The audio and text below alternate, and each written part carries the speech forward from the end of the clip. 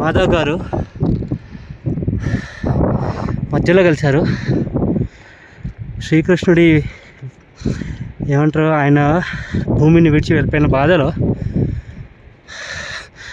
పాండవులు ద్రౌపది స్వర్గాలకు వెళ్తున్న రూట్లో మాధవ్ గారు కలిశారు. ఆయన కృష్ణుడిలాగా అనిపిస్తున్నారు నాకు. అండ్ ఇంకో విషయం, ఆయన పేరు మాధవ్, నా పేరు కిషోర్, వెనుకున్నది మోహన్ గారు.